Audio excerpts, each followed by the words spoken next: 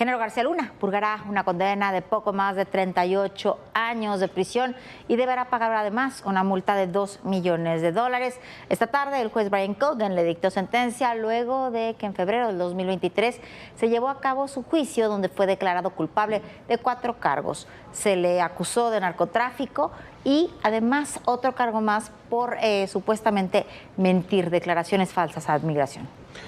La defensa de García Luna dijo que apelará a la resolución del juez Brian Cogan, el mismo que el viernes iniciará el proceso contra Ismael El Mayo Zambada, quien también dictó sentencia en el 2019 contra el Chapo Guzmán.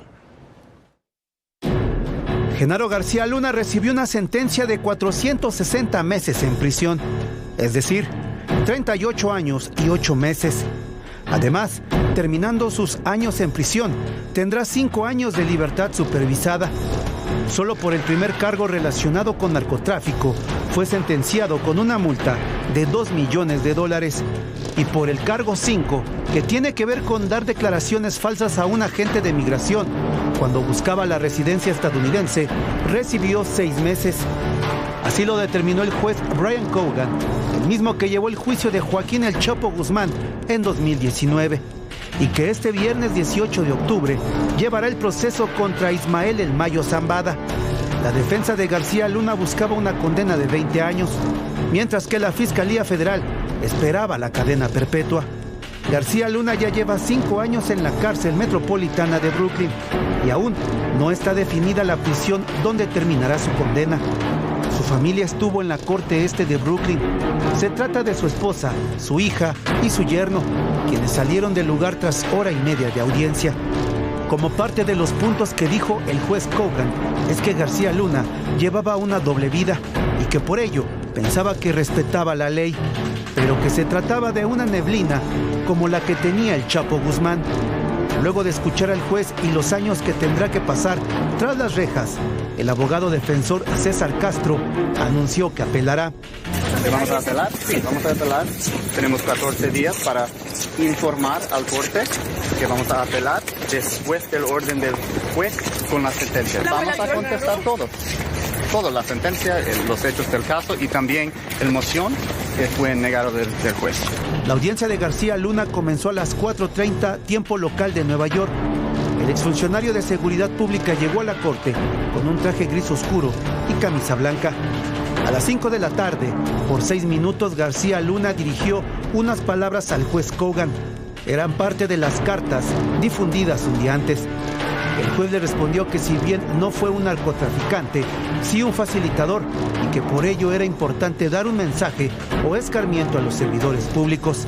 Agregó que sus reconocimientos mencionados, en los que destacó medallas y condecoraciones, simplemente eran parte de una cortina de humo, mientras que afuera hubo protestas contra García Luna. Bueno, el proceso contra Genaro García Luna estuvo marcado por numerosos incertidumbres porque se basó en pruebas no materiales, sino estas pruebas que nunca obtuvo la Fiscalía de Nueva York, sino en el testimonio de varios narcotraficantes que se reconvirtieron en testigos protegidos que por supuesto recibieron beneficios a cambio de esta declaración. Y bueno, entre ellos está Jesús El Rey Zambada, el hermano del Mayo Zambada, que tendrá su primera audiencia este próximo viernes 18 en el mismo juzgado y con el mismo juez. Yo me pregunto una cosa, si todos los mismos casos caen en manos del mismo juez, ¿no podrá estar de alguna manera sesgado este juez o ya influenciado en sus decisiones? Bueno, así están las cosas. El juicio contra Genaro García Luna se realizó en febrero del 2023. Por 4 semanas, la Fiscalía presentó a varios narcotraficantes. Algunos de ellos también testificaron en el juicio contra Joaquín El Chapo Guzmán. Y es que en ambos casos, la misma Fiscalía de la Corte Federal Este de Nueva York basó sus acusaciones en las declaraciones de esos narcotraficantes. En el caso de García Luna, muchos de ellos fueron extraditados a Estados Unidos cuando él era secretario de Seguridad Pública en México. El primero en subir al estrado en ese juicio fue Sergio Villarreal Barragán el Grande. Solo con sus declaraciones, el exnarcotraficante acusó a García Luna de haber recibido personalmente sobornos del cártel de Sinaloa. Por 2 días consecutivos dio detalles de su participación en el tráfico de drogas y los supuestos nexos de García Luna con el cártel de Sinaloa, pero sin mostrar una sola prueba. Aseguró que Arturo Beltrán Leiva era quien pagaba esos sobornos. El Grande detalló que se efectuaron entre 2001 y 2008, que los acuerdos no solamente consistían en que el exfuncionario permitiera operar al cártel de Sinaloa, sino que también aportara información clave que contribuyó a su expansión territorial. El Grande aceptó un trato con las autoridades estadounidenses a cambio de rendir su testimonio.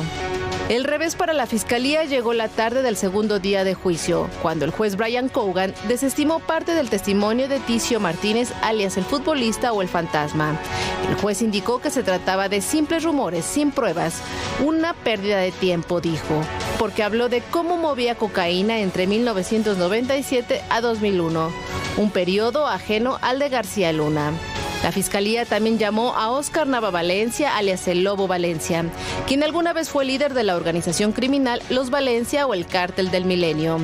Dijo que pagó $10 millones al exsecretario de Seguridad Federal a cambio de protección y para que liberara un cargamento de 20 toneladas de droga retenido en Manzanillo.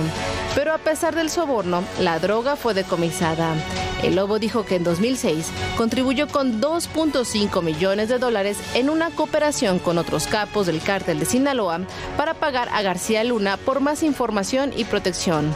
Pero el abogado defensor recordó que en 2022 el Lobo había dicho a los agentes de seguridad estadounidense que se retractaba de sus declaraciones sobre García Luna y que nunca lo había conocido. En la última semana de alegatos, la Fiscalía llamó a otro testigo estrella. Era Jesús el Rey Zambada, el hermano de Ismael el Mayo Zambada, recientemente detenido el 25 de julio en El Paso, Texas. El Rey aseguró que le pagó al menos $5 millones a Genaro García Luna a cambio de protección. Dijo haber tenido 2 reuniones con el exsecretario de Seguridad que se pactaron a través de un abogado encargado de entregar el dinero al funcionario de alto nivel. Detalló que el apoyo de García Luna le dio al cártel de Sinaloa la fuerza suficiente para el crecimiento de la organización. Esta fue parte de la misma declaración que Zambada dio en el juicio contra Joaquín El Chapo Guzmán en 2019.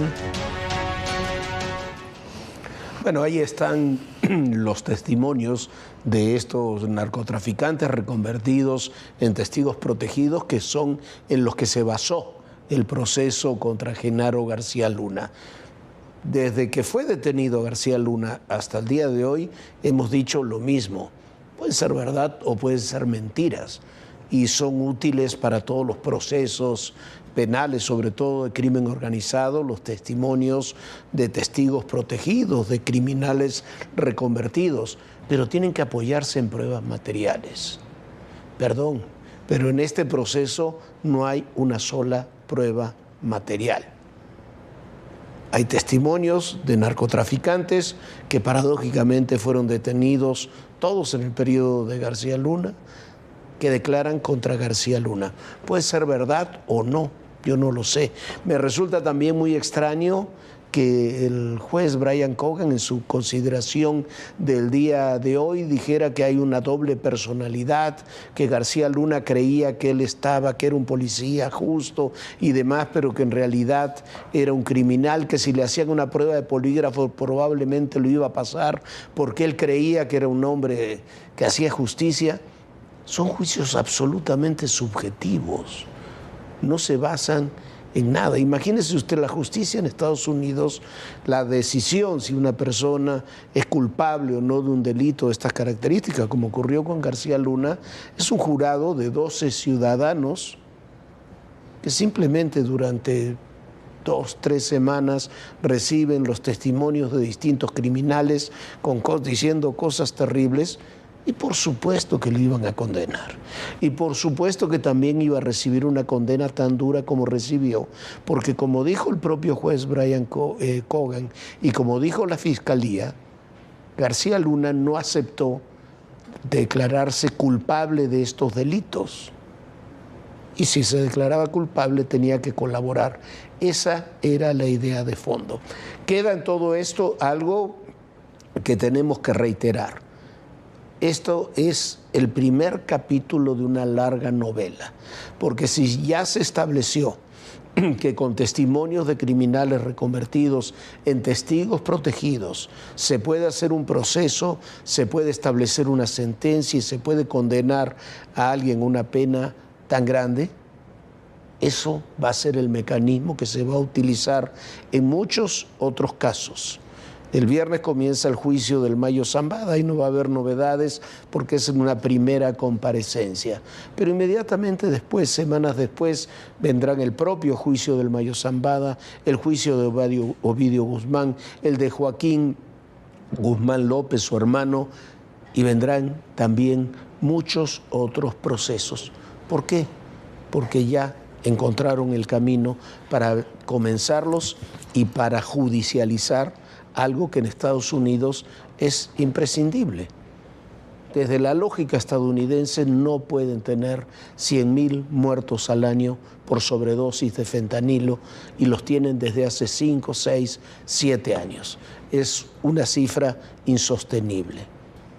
Y para eso, políticamente o prácticamente, para el uso que se le quiera dar, este tipo de mecanismos va a ser para ellos el idóneo. Lo dijo hoy el propio juez, que tenía que dar una condena tan fuerte para que sirviera de ejemplo a cualquier otro funcionario de México. Eso es lo que está en el juicio de Genaro García Luna. Yo no sé si Genaro García Luna cometió o no esos delitos. Lo que sí sé es que las pruebas materiales en este proceso no estuvieron. Somos el primer país exportador. ¿Renunció por qué? Porque no estaba de acuerdo. La magnitud que ha tenido el narcotráfico mexicano. Las confrontaciones, las reacciones.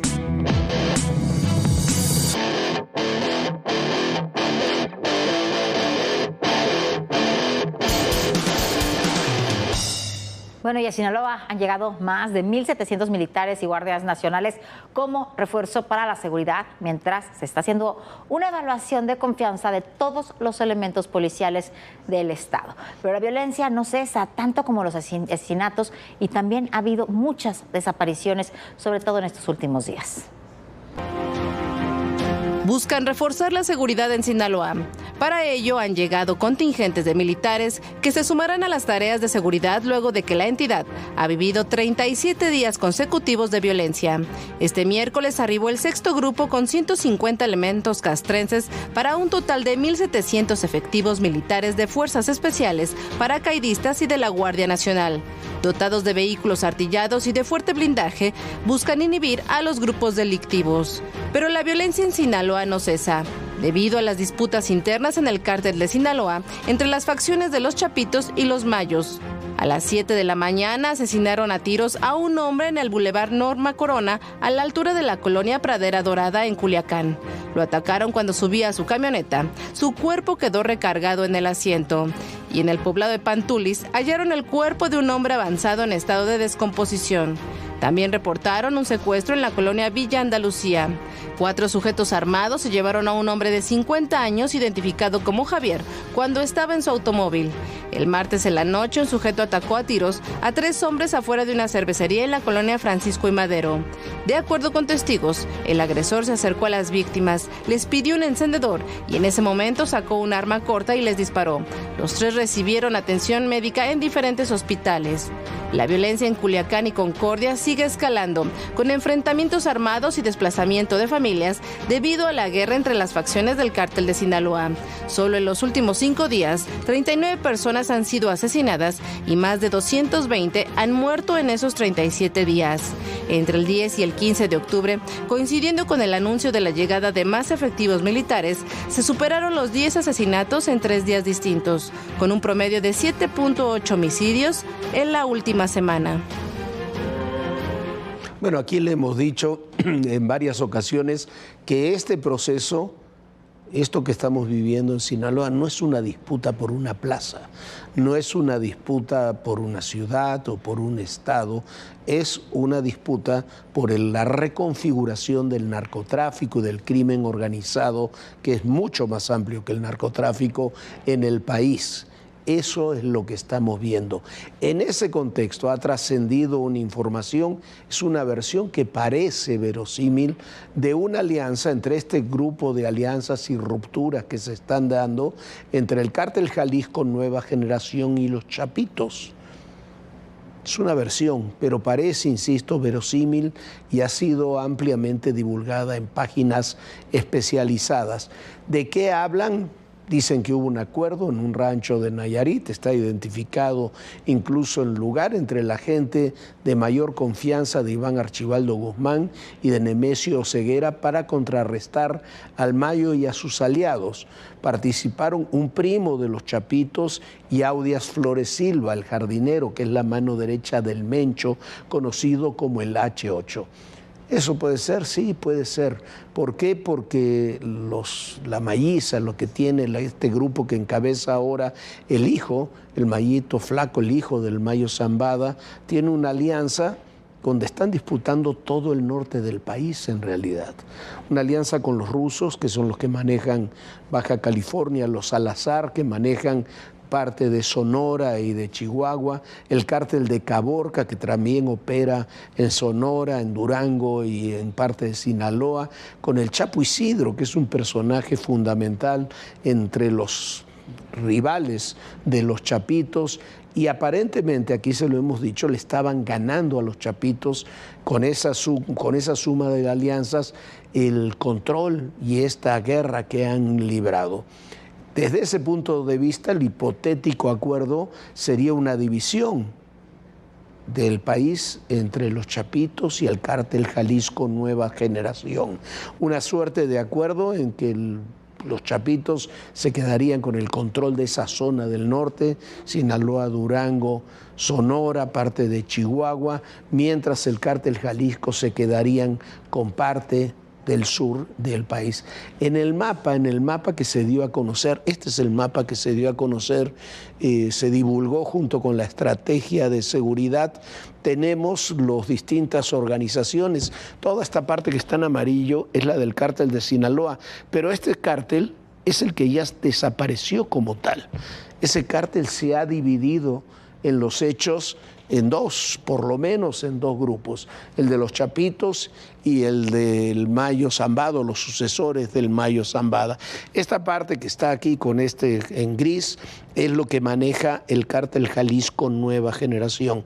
Por supuesto que tienen vías comunicantes, que tienen rutas, que tienen conflictos, pero un poco la idea de esa alianza, si se verifica esa información, es que los Chapitos se queden con esto, el Cártel Jalisco con esto, lo cual no garantiza que esto realmente termine en una alianza de este tipo, pero son alianzas coyunturales. Estamos, si esto es así, en algo que ya le hemos adelantado. Esta será una guerra de larga duración y con una prolongación de la violencia. No es algo que se va a cerrar muy rápidamente.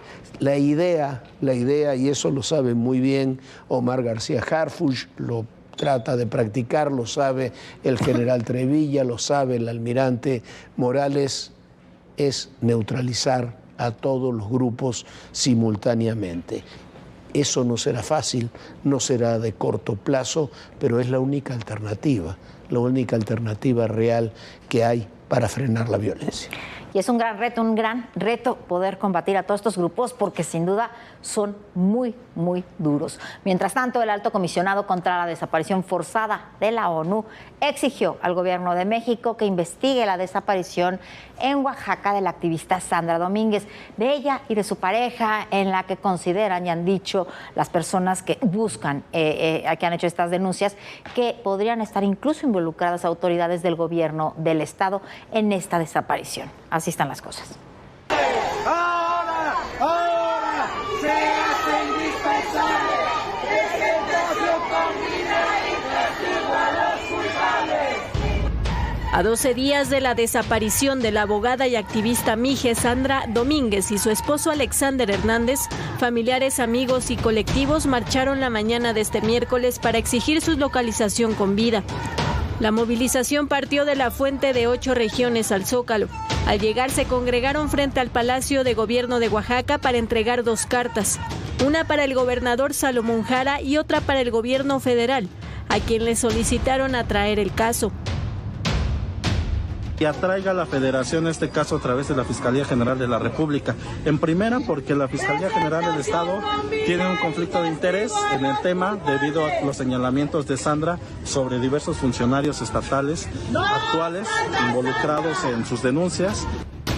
Antes de su desaparición, la activista Mije recibió amenazas de muerte por denunciar la existencia de grupos de WhatsApp donde se compartían fotografías y videos sexuales de mujeres de la etnia Mije.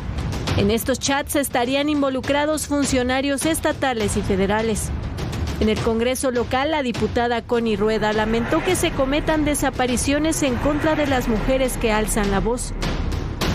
La activista había denunciado casos de violencia de género y feminicidio, incluyendo los polémicos chats en los que funcionarios públicos, estatales y federales participaban cosificando a las mujeres. Las ofensas, violaciones y delitos cometidos en contra de las mujeres mexicanas, pero especialmente oaxaqueñas, como es el caso que nos ocupa, de una importante activista Mije, no puede quedar impune.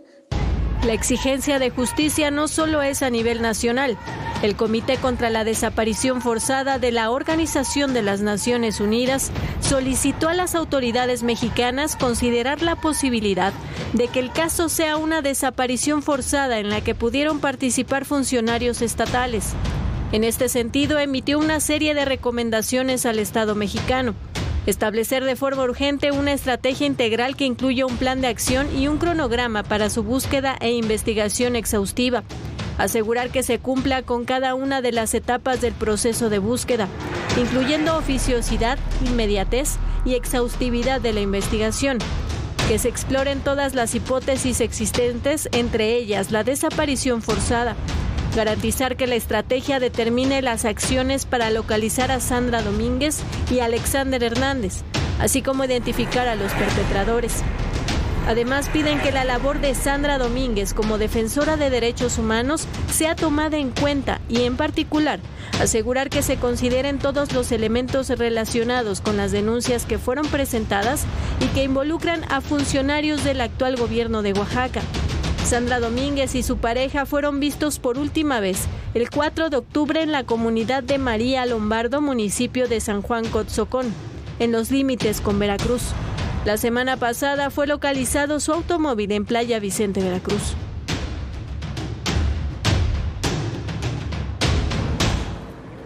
Luego de un pedido del Consejo de la Judicatura, se dijo que jueces y magistrados habían decidido levantar el paro de labores este miércoles, pero lo cierto es que ese paro no se levantó y las movilizaciones de los trabajadores continúan y hoy declararon días inhábiles hasta el próximo viernes para negociar esta situación. Además, trabajadores del Poder Judicial de la Ciudad de México también comenzaron un paro indefinido, tanto a nivel federal como local. Los trabajadores del Poder Judicial piden respuestas respecto a las afectaciones a sus derechos laborales debido a la reforma judicial.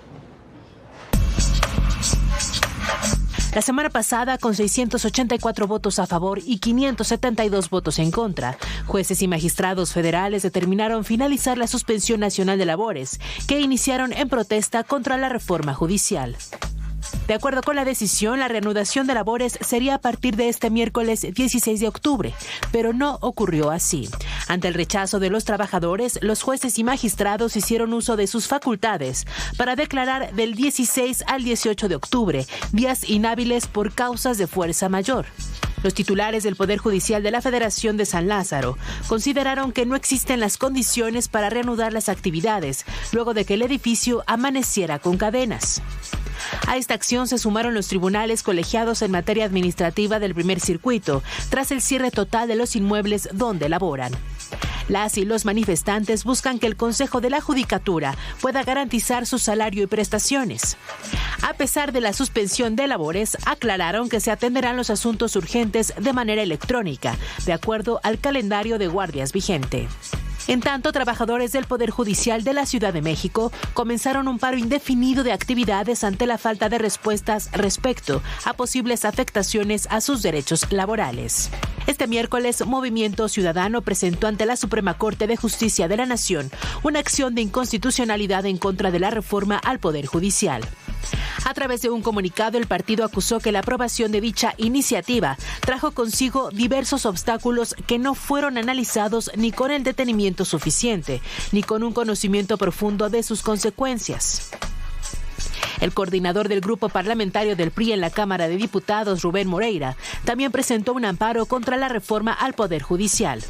Señaló que se debe impedir la destrucción de la justicia y enfatizó que es falso que habrá una elección democrática de juzgadores. Por su parte, legisladores de Morena instalarán asambleas municipales, distritales y comunitarias para explicar a los ciudadanos las consecuencias y beneficios de la reforma. El coordinador del partido en la Cámara de Diputados, Ricardo Monreal, informó que se reunirá con la presidenta nacional de Morena, Luisa María Alcalde, y el líder de los senadores, Adán Augusto López, para definir la convocatoria a las asambleas. Bueno, pues nos vemos mañana con toda la información de todo lo que siga sucediendo en torno al Poder Judicial. Nosotros ya nos vamos. Muchísimas gracias por habernos acompañado. Bonita noche, Jorge. Muy buenas noches, Viviana. Muy buenas noches a todos ustedes. Y recuerde, en el poder y en la política todo, pero absolutamente todo, es personal. Gracias.